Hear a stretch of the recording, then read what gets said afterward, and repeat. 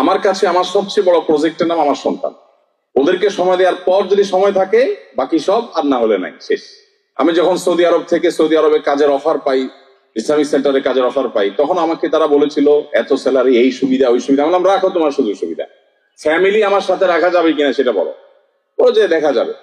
গেলাম, বাংলাদেশে ভিসা বন্ধ হয়ে গেছে, 111 গভর্নমেন্ট আসছে, অনেকে এখান থেকে অপরাধ করে ধরা পাওয়ার সময় চলে গেছে ওখানে। ওখানে যে উল্টাপাল্টা করছে, ভিসা বন্ধ হয়ে গেছে বাংলাদেশ। তো আমার বললো সরি, তোমার তো ফ্যামিলি ভিসা হচ্ছে না। বললাম ওকে, আমিও সরি, তোমার চাকরি আমি করছি না।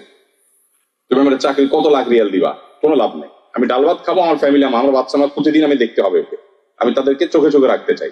এরপরেও মানুষ বানাতে পারবো কিনা যায় না, কিন্তু চেষ্টাটা আমি এইভাবে করতে চাই। তো আলহামদুলিল্লাহ শেষ পর্যন্ত তারা সে ব্যবস্থা করতে পেরেছে। আমরা করতে না পারলে আমি থাকবো না, তুমি আমাকে লাখ রিয়ালের স্যালারি দিয়েও লাভ হবে না। যদি বলো আমার সন্তান আমার সাথে থাকবে না, তো আমি একদিনও নাই। বেশিরভাগ মানুষই আমরা এখন টাকার মেশিন। মাদ্রাসাগুলো, শিক্ষা প্রতিষ্ঠানগুলোকে বানিয়ে ফেলেছি আমরা যে এরা আমাদের সন্তান মানুষ করে দিবে, আমরা শুধু টাকা পেমেন্ট করে দিব। জীবনেও সম্ভব না। বাবা মা এবং বাসা থেকে পরিপূর্ণ সাপোর্ট ছাড়া সন্তান কোনোদিন কোনো মাদ্রাসা থেকে মানুষ হতে পারে না।